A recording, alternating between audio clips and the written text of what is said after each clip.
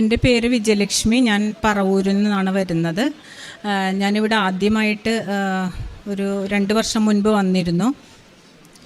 അത് എൻ്റെ ഓഫീസിലെ സ്റ്റാഫിൻ്റെ കൂടെ പ്രാർത്ഥിക്കാനായിട്ട് വന്നത്. പ്രാർത്ഥിക്കാൻ വന്നതിന് ശേഷം ഞാൻ പ്രാർത്ഥിച്ച ആ ഒരു വലിയ നിയോഗം എൻ്റെ മകൾക്കൊരു നല്ല ജോലി കിട്ടണമെന്ന്. അത് പ്ലേസ്മെൻറ്റിൽ ഏറ്റവും നല്ലൊരു ജോലി IT ഫീൽഡിൽ കിട്ടി. എന്നെ അനുഗ്രഹിച്ചു. എനിക്കങ്ങനെ വിശ്വാസം വർദ്ധിച്ചു. ഞാൻ അതിന് ശേഷം വന്ന് ഉടമ്പടി എടുത്തു. ഓഗസ്റ്റ് 8, 2022 ഞാൻ ഉടമ്പടി എടുത്തു. ഉടമ്പടി എടുത്തിട്ട് ഉടമ്പടിയിൽ പറഞ്ഞിരിക്കുന്ന കാര്യങ്ങൾ ഒരുവിധം നല്ല രീതിയിൽ തന്നെ ഞാൻ എന്നാലാകുന്ന പോലെ നല്ല നിലയിൽ നിറവേറ്റിക്കൊണ്ട് വന്നു. അപ്പോൾ ഞാൻ വെച്ചിരുന്ന നിയോഗങ്ങൾ, എൻ്റെ മകള് മേഘനക്കൊരു നല്ല അഡ്മിഷൻ ഓൾ ഇന്ത്യ ലെവലിൽ കിട്ടണം എന്നുള്ളതായിരുന്നു അഗ്രികൾച്ചറിന്.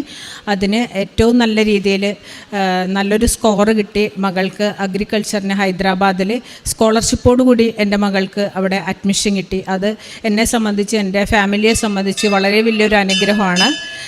പിന്നെ എൻ്റെ മകളുടെ കല്യാണം നടക്കണം എന്നുള്ളത്, അനുയോജ്യമായ ഒരു വരനെ കണ്ടെത്തി കല്യാണം നടക്കണം എന്നുള്ളതായിരുന്നു. അതും ഞാൻ ഉടമ്പടിയിൽ വെച്ചിരുന്ന നിയോഗമായിരുന്നു. അതും വളരെ ഭംഗിയായിട്ട് ഒരു ആഴ്ചയ്ക്ക് മുന്നേ ആ കല്യാണം വളരെ ഭംഗിയായിട്ട് നടന്നു. അതും എനിക്ക് കിട്ടിയ ഏറ്റവും വലിയ അനുഗ്രഹമായിരുന്നു. ഞാൻ അത്യാവശ്യം എന്നാലാകുന്ന പോലെ പ്രേക്ഷിത പ്രവർത്തനങ്ങൾ ഗവൺമെൻറ് ഹോസ്പിറ്റലിലും പിന്നെ വൃദ്ധസദനത്തിലൊക്കെ ഞാനും എൻ്റെ പിള്ളേരും കൂടി പോയിട്ട് ചെയ്യാറുണ്ട്. പിന്നെ പത്രം കൊടുക്കുന്നതും അതും വളരെ ഭക്തിയോടുകൂടി വിശ്വാസത്തോടു കൂടി ഞാൻ ചെയ്തു പോരാറുണ്ടായിരുന്നു. 12 വർഷമായിട്ട് എൻ്റെ അമ്മ സ്ട്രോക്കായിട്ട് കിടപ്പിലായിരുന്നു. അതെൻ്റെ ചേച്ചിയുടെ കൂടെയായിരുന്നു. അവിടെ നിന്നൊരു ചെറിയ മാറ്റം, പിന്നെ ഹെൽത്തിൽ കുറച്ചൊരു വ്യത്യാസം വരണം എന്നുള്ളത് വലിയൊരു ആഗ്രഹമായിരുന്നു. ഈ കഴിഞ്ഞ 2 മാസം മുമ്പ് അതും ആ ഒരു വലിയ മിറാക്കിൾ സംഭവിച്ചു. വളരെ നല്ല രീതിയിലൊരു വ്യത്യാസം വന്നു. അമ്മ മാനസികമായിട്ട് അമ്മക്ക് സന്തോഷം കിട്ടി.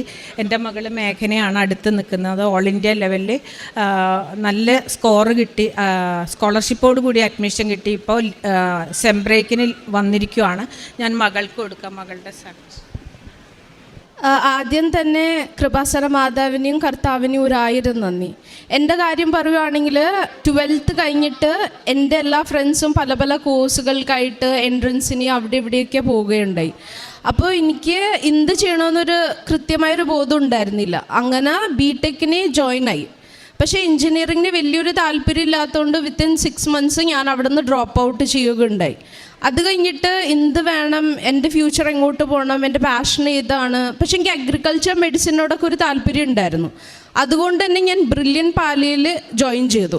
ബ്രില്യൻ പാലയിൽ ജോയിൻ ചെയ്തതിന് ശേഷം എനിക്ക് അവിടെയും പറ്റുന്നില്ല. വിത്തിൻ ഒരു 2 months എനിക്ക് അവിടെ നിന്ന് ഡ്രോപ്പ് ഔട്ട് ചെയ്യാനുള്ള ഒരു മനസ്സ് തോന്നുന്നു. എനിക്ക് അതും ചെയ്യാൻ പറ്റുന്നില്ല. ഞാൻ അങ്ങനെ അവിടെ നിന്ന് ഡ്രോപ്പ് ഔട്ട് ചെയ്യണം. അപ്പോൾ എൻ്റെ ലൈഫിൽ വെച്ച് നോക്കുമ്പോൾ മൊത്തം ഒരു ഫെയിലിയർ പോലത്തെ ഒരു ട്രാക്കിലേക്കൊക്കെ ഇവിടെ പോയിക്കൊണ്ടിരിക്കുക. എന്ന് വെച്ചാൽ എവിടെയും ഒരു സക്സസ് അല്ലെങ്കിൽ ഒന്നുമില്ല. എൻ്റെ കൂടെ പഠിച്ചവരൊക്കെ പല പല കോഴ്സുകളായി, ഫസ്റ്റ് ഇയർ അവരുടെയൊക്കെ കഴിയാറായി. അങ്ങനെ ഞാൻ വിചാരിച്ചു ഒന്ന് റിപ്പീറ്റ് ചെയ്തെന്ന് വെച്ചാൽ റിപ്പീറ്റ് ചെയ്ത്, പക്ഷേ റിപ്പീറ്റ് ഇയറിൽ എന്ത് ചെയ്തെന്ന് വെച്ചാൽ അതും ഒരു കൃത്യമായിട്ടൊരു ബോധ്യമില്ല. അങ്ങനെ വന്നപ്പോൾ ലാസ്റ്റ് എൻ്റെ മുന്നിലുള്ള ആകെയുള്ളൊരു വഴി എന്ന് പറഞ്ഞാൽ ഐക്കർ എന്ന് പറഞ്ഞ ഒരു എക്സാമാണ്. അത് Indian council of agriculture research എന്നാണ് അതിൻ്റെ ഫുൾ ഫോം. അപ്പോൾ ആ ഒരു എക്സാം നമ്മുടെ നീറ്റ് എക്സാം പോലെ തന്നെയാണ്. അതുവഴി നമുക്ക് നീറ്റ് എക്സാം എഴുതുകയാണെങ്കിൽ നമുക്ക് കേരള അഗ്രികൾച്ചർ യൂണിവേഴ്സിറ്റിയിൽ നമ്മുടെ കേരളത്തിൽ അഗ്രികൾച്ചർ പഠിക്കാനായിട്ട് 80% സീറ്റ്സും നീറ്റ് വഴിയാണ് ഫില്ല് ചെയ്യുന്നത്. അതേ ടൈമിൽ ഓൾ ഇന്ത്യ കോട്ടയിൽ ഒരു 20% സീറ്റ്സ് ഐക്കർ എന്ന് പറഞ്ഞ ഒരു exam, that is Indian council of agriculture research വഴിയാണ് ഫില്ല് ചെയ്യുന്നത്. അപ്പം നീറ്റ് വഴി നമുക്ക് കേരളത്തിൽ അഗ്രികൾച്ചർ പഠിക്കണമെന്ന് പറഞ്ഞാൽ അത് ഭയങ്കര ഡിഫിക്കൽട്ടായിട്ടുള്ള കാര്യമാണ്. അത് MBBSന് കിട്ടാനുള്ള അത്ര ഹയർ ഒരു സ്കോർ ഉണ്ടെങ്കിൽ മാത്രമേ നമുക്ക് കേരളത്തിൽ അഗ്രികൾച്ചർ പഠിക്കാൻ പറ്റുള്ളൂ. അപ്പം എന്നുവെച്ചാൽ 11th and 12th ഒക്കെ ബ്രില്യനിൽ പഠിച്ചവർക്ക് മാത്രമേ കേരളത്തിൽ കിട്ടാനുള്ള ഒരു ചാൻസ് ഉള്ളൂ. അപ്പോൾ അതിൻ്റെ കുറിച്ചൊന്നും എനിക്ക് ചിന്തിക്കാൻ പോലും പറ്റില്ല. എന്ന് വെച്ചാൽ ഞാൻ ജസ്റ്റ് ഒരു ആവറേജ് സ്റ്റുഡൻ്റ് ആയിരുന്നു 11th and 12th, അത്രേ ഉള്ളൂ. അങ്ങനെ ലാസ്റ്റ് എൻ്റെ മുന്നിലുള്ളൊരു വഴി എന്ന് പറഞ്ഞാൽ ഐക്കർ എക്സാമാണ്. അങ്ങനെ ഞാൻ ഐക്കർ എക്സാമിന് അപ്ലൈ ചെയ്തു. പക്ഷെ വലിയ കാര്യമായിട്ടൊന്നും പഠിച്ചിട്ടില്ല. എന്ന് വെച്ചാൽ BTech ജോയിൻ ചെയ്തു, അവിടെ നിന്ന് ഡ്രോപ്പ് ഔട്ട് ചെയ്തു. ബ്രില്യൻ ജോയിൻ ചെയ്തു, അവിടെ നിന്ന് ഡ്രോപ്പ് ഔട്ട് ചെയ്തു. ലാസ്റ്റ് ഒരു 2-3 months ഞാൻ വീട്ടിൽ നിന്ന് മാറി നിന്ന് പഠിക്കുകയുണ്ടായി. അത് ഞാൻ എൻ്റെ മാക്സിമം എനിക്ക് പറ്റുന്നതിൻ്റെ അങ്ങേറ്റം ഞാൻ ഹാർഡ് വർക്ക് ചെയ്ത് പഠിച്ചു. പക്ഷെ ആ ഒരു 3 months പഠിച്ചതൊന്നും പോരാ. All India level exam crack ചെയ്യാനായിട്ട് 3 മാസമല്ല, ഒരു 2 വർഷം പഠിച്ചാൽ പോലും അത് പോരാ. അങ്ങനെ വന്നപ്പോൾ എക്സാം സെൻറ്ററിൽ പോകണമെന്ന് അമ്മ പറഞ്ഞു, ഉടമ്പടി മാതാവിൻ്റെ ലോക്കറ്റ് നീ ധരിച്ചു പോകണം. അപ്പം എനിക്ക് അതിനു മുമ്പൊന്നും മാതാവിൽ യേശുവിൽ അങ്ങനെ വിശ്വാസം ഉണ്ടെങ്കിൽ അത്രമാത്രം മിറാക്കിൾസിൽ എൻ്റെ ലൈഫിൽ ഉണ്ടായിട്ടില്ലല്ലോ എന്നുള്ളൊരു ഇതായിരുന്നു. അത്രമാത്രം വിശ്വാസം ഉണ്ടായില്ല. അന്നേരം ഞാൻ പറഞ്ഞു, അമ്മ പറഞ്ഞതല്ലേ, അമ്മ പറഞ്ഞത് എന്തും ഞാൻ കേൾക്കുന്ന ഒരു വ്യക്തിയാണ്. അപ്പം ഞാൻ ലോക്കറ്റ് ധരിച്ചുകൊണ്ട് പോയി.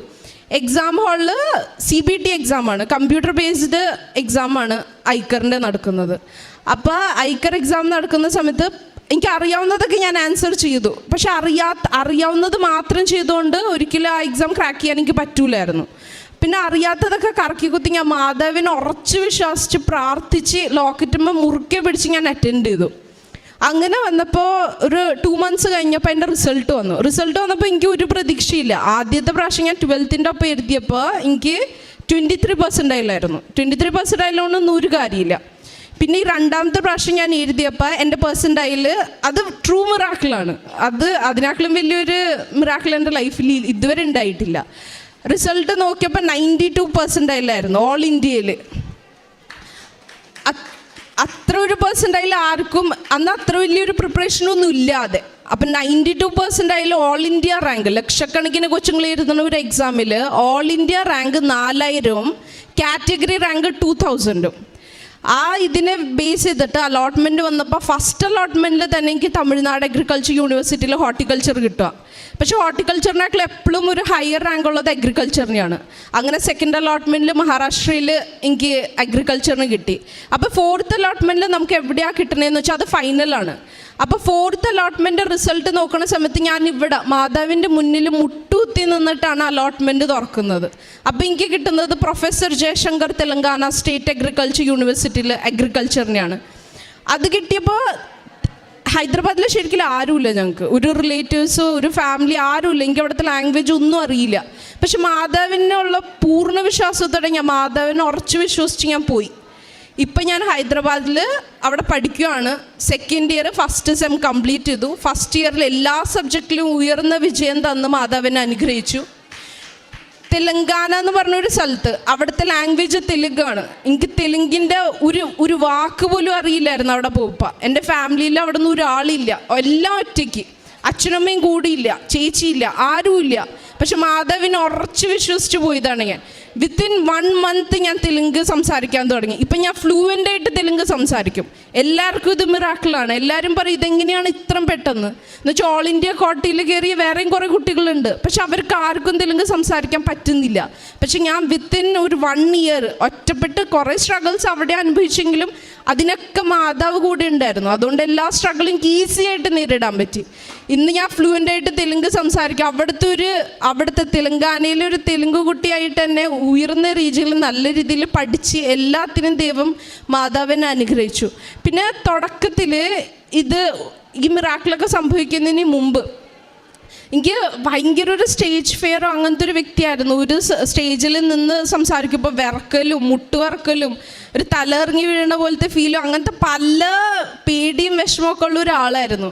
പക്ഷെ പിന്നീട് മാധവൻ അതിലും അനുഗ്രഹിച്ചു. എവിടെ നിന്നും ഇപ്പോൾ ഫുൾ ക്ലാസ്സിൻ്റെ മുന്നിൽ എനിക്ക് നിന്ന് പ്രസൻറ്റേഷൻ എടുക്കാനാണെങ്കിലും കോൺഫിഡൻസോടെ പറയാനാണെങ്കിലും എൻ്റെ വിശ്വാസം ബാക്കിയുള്ളവരിൽ പങ്കുവെക്കാനാണെങ്കിലും എല്ലാത്തിനും മാധവനെ അനുഗ്രഹിച്ചു. ഇതെല്ലാം മാധവൻ്റെ അനുഗ്രഹമാണെന്ന് ഞാൻ പൂർണ്ണമായിട്ട് വിശ്വസിക്കുന്നു.